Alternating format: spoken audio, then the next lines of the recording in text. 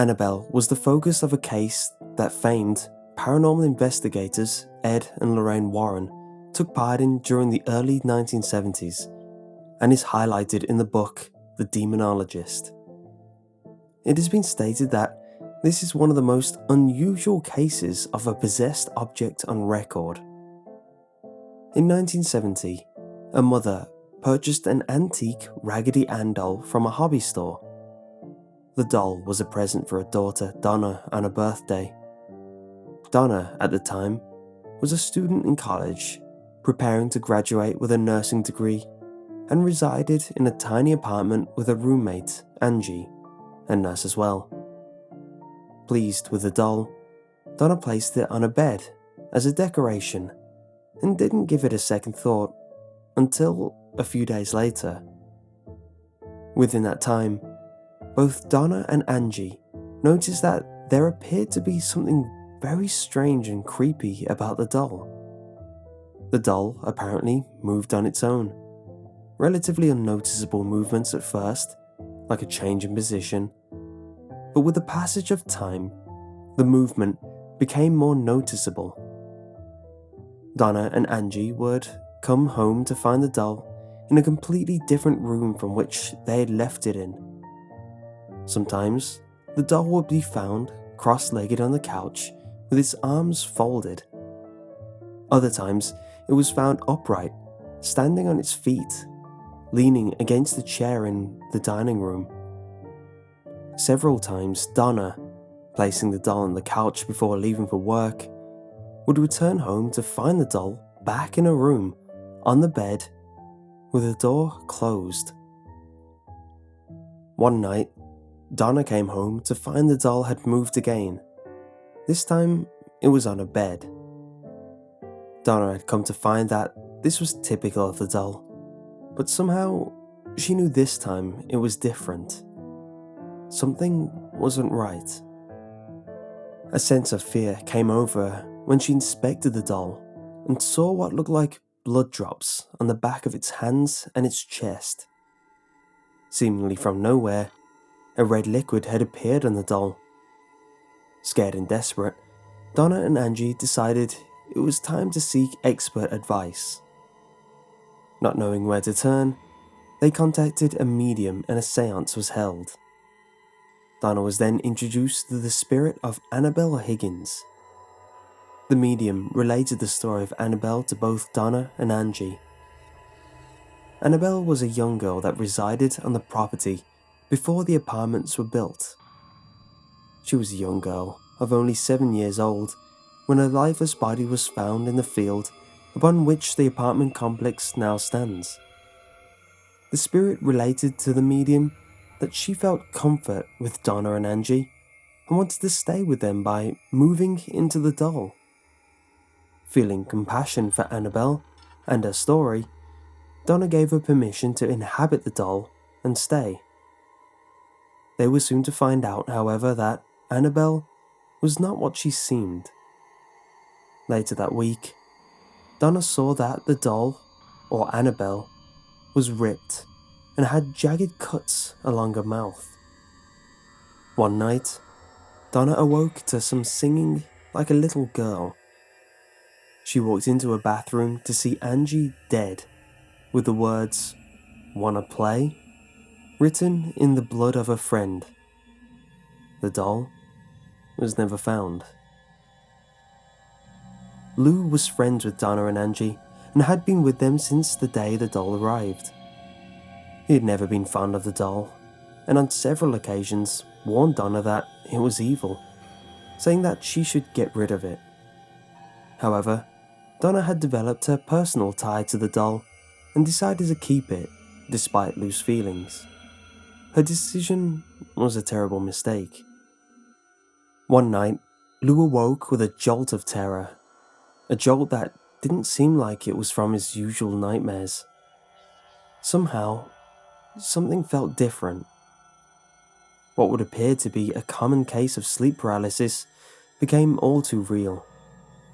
He looked around the room but couldn't discern anything out of the ordinary. At first, anyway. Looking down toward his feet, he saw the doll, Annabelle. It began to slowly glide up his leg, moving over his chest and stopping at his neck. Helpless against it, the doll began to strangle him. After a moment, Lou, at the point of asphyxiation, blacked out. He woke the next morning, certain it wasn't an ordinary night terror, and was determined to rid himself of that doll and the spirit that possessed it. Preparing for a road trip the next day, Lou and Donna were reading over maps alone in her apartment. The apartment was eerily quiet. The sound was broken when rustling sounds coming from Donna's room aroused fear that someone had broken into the apartment. Lou, determined to figure out what was causing the noise, quietly made his way to the bedroom door. He waited for the noise to stop before entering and turning on the light. The room was empty, except for Annabelle, whom was tossed in the corner on the floor. Lou searched the room for signs of forced entry, but nothing was out of place. As he got closer to the doll, he got the distinct impression that somebody was behind him. Spinning around, Lou found that, despite his unease, nobody besides himself and the doll were in the room. Then, in a flurry of motion, he found himself doubled over in pain, with blood dripping from a cut on his chest. Upon opening his shirt, there, on his chest, were what appeared to be 7 distinct claw marks. I hope you enjoyed this article, and should you ever want to visit the infamous Annabelle, she can be found at the Warren Occult Museum in Moodus, Connecticut. The museum is run by Lorraine Warren, the famous paranormal investigator, and now frequent guest on the television show Paranormal State. Housed in a glass case at the museum, you will find Annabelle. Mrs. Warren relates that Annabelle still moves about occasionally, and is still known to make growling noises and unsuspecting visitors.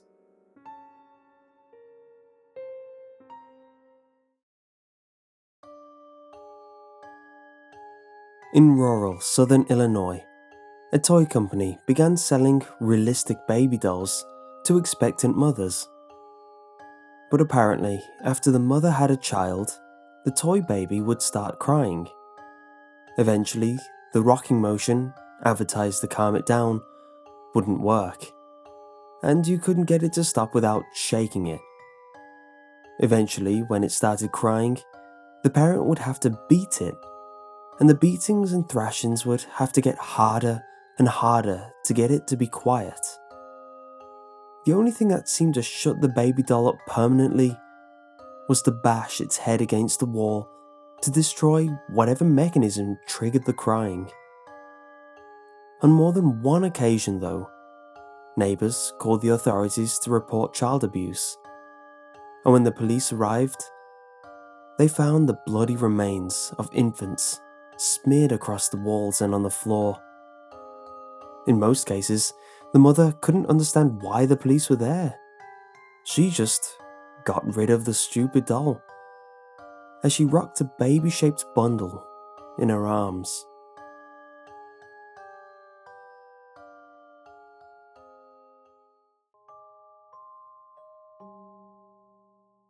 They called it the Doll Cemetery. It was a small valley, barren and deserted, behind a hill that hid it from the sight of the town. Nothing grew on its arid soil. The few trees that had tried were long dead, turned into wooden skeletons that stretched their hooked fingers to the sky above. The reason for that name was clear to anyone who visited the place. It had indeed the grim, gloomy air of old cemeteries, completely uncomforting. However, its guests were not underground, neither walled in narrow recesses. They stood in plain sight, fully exposed to eyes and weather. There were dolls of every kind and size, of every fashion, style, and era. Ancient misses with painted porcelain faces, whose richly embroidered dresses were now reduced to mouldy rags, cheap rag dolls, or what was left of them, their smiles faded but still visible on their deformed, swollen faces. Elegant catwalk models 10 inches tall, who once possessed clothes and accessories and now stood naked and twisted into unlikely positions. Child dolls that had once walked, cried or called for their mummies, and now laid motionless, silent, often mutilated. Some of those that had been there longer were stuck into the ground or tied to the trees with iron wire, now corroded by rust, or with ribbons and strings that time had worn and faded. Most, though, had simply been left on the ground, and many of them had been pushed around by the wind or rain, gathering in some hollow, as if in a sad, common grave.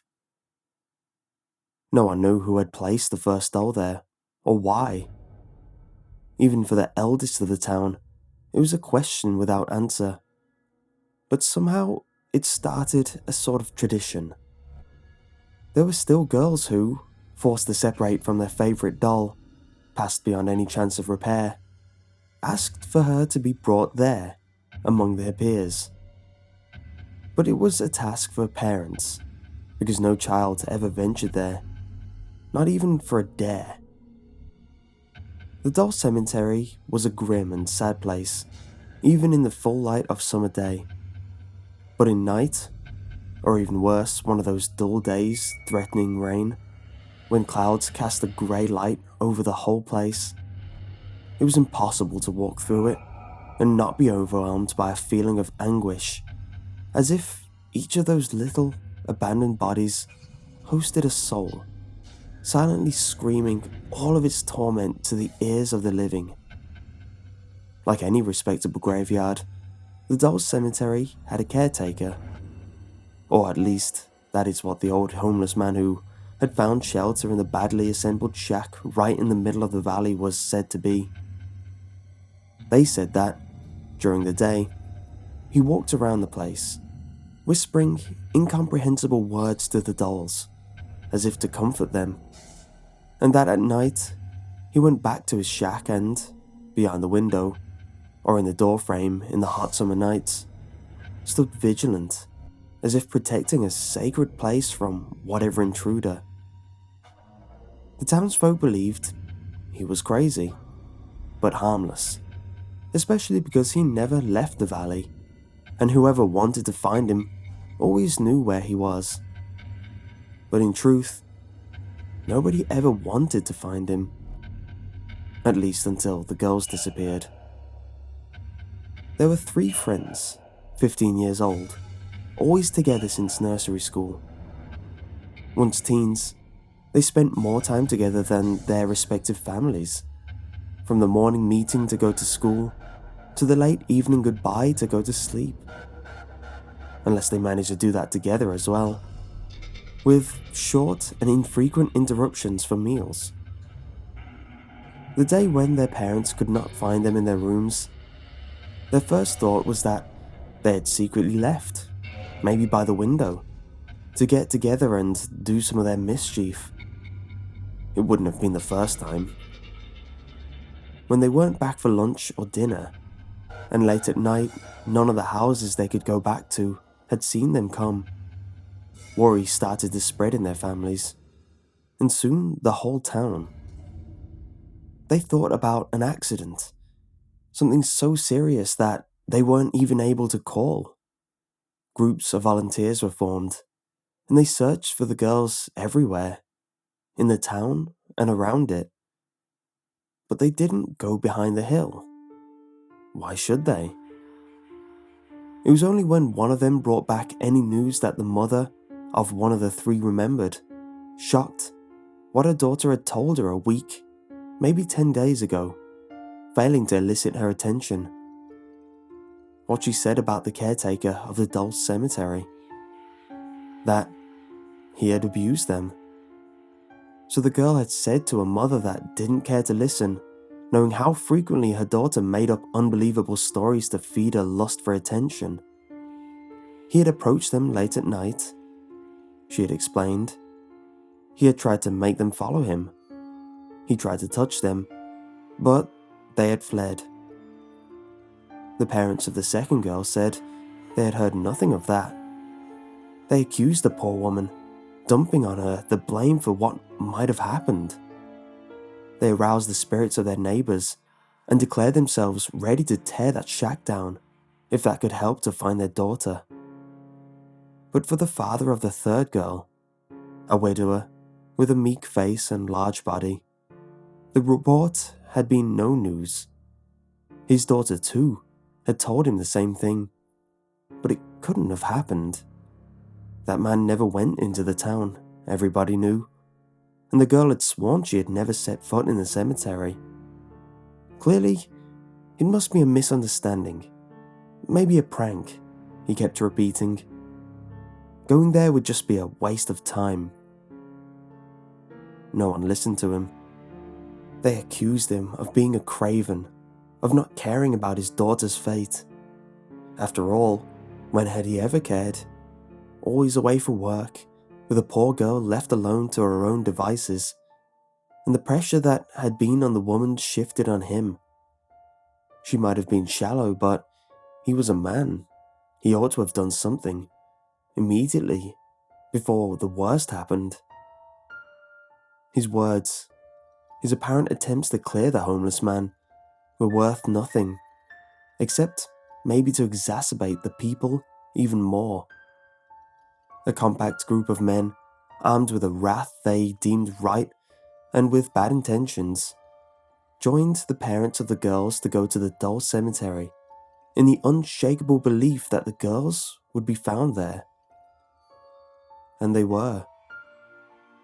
The first, the one who had said nothing to her parents, had been tied to a tree with iron wire. With her arms open wide to the heavens, her calm face, her head dangling forward on her broken neck, she looked like an angel who wanted to keep vigil on that place of death, now real. Cries of rage rose from the crowd, who started to march faster. Still, even before such evidence, the widower kept saying that it was impossible, that the caretaker couldn't have done that. The second girl was halfway to the center of the valley. She sat on the ground, her back leaning on a trunk, her arms limp at her sides. Her ears had been ripped away from her head violently, and rivulets of blood painted her face, running down her cheeks. A fabric ribbon that maybe once had been light green had been tied over her mouth. It would have been a poor gag if she had still been able to talk. The dramatically belated rescuers started to run. Maybe there was still a chance to save the last girl, even though her very father, surely out of his mind by now, was shouting for them to stop, to stay away from the shack. And there, on the door, they found the last one, the widower's daughter. She'd been thrown into the ground with no regard in a tangled heap. Her face was livid and bloody, her clothes marked by little round stains. Her mouth was open wide in a scream she would never be able to utter, because her tongue lay at her side, in a pool of blood that looked like some beast had walked on it. But for sure, no beast, not a real one, had done that to her. No one wanted to hear anything else. The shouted ramblings of the widower got lost in those of the crowd, inciting itself to avenge the girls. The man stepped back as someone kicked down the door of the shack. Then everybody else did the same when the stench, coming from within, assaulted them like a living beast, as if it had been lurking in wait behind those weak planks. No revenge, would ever take place. The caretaker of the doll cemetery lied lifeless on the floor of what had been his home. His skin was livid, his body swollen, and a pool of dried blood surrounded his head like a macabre halo. He had been dead for days, weeks maybe. Silence suddenly fell on the crowd. Nothing could be heard, except the gulps of those who had lost their daughters, and the flutters of the wings of some birds, or maybe the sound of small footsteps moving away. Glances were exchanged, full of questions nobody wanted to speak, and answers nobody wanted to hear. Then, all eyes converged on the only one who had never wanted to go there, who's now walking away slowly, looking down, clutching his chest with his hands. They saw him stumble towards the hill, then suddenly stop to free the hem of his trousers from the hand of a doll that must have got stuck into it. They saw him tremble as he shook his leg, as if in panic, then turn around and disappear behind the hill with a brisk step. From that day, nobody set foot in the doll cemetery anymore.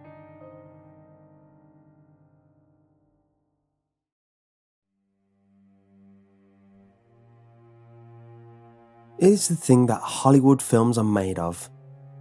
Even more, particularly, it is reminiscent of Oscar Wilde's The Picture of Dorian Gray.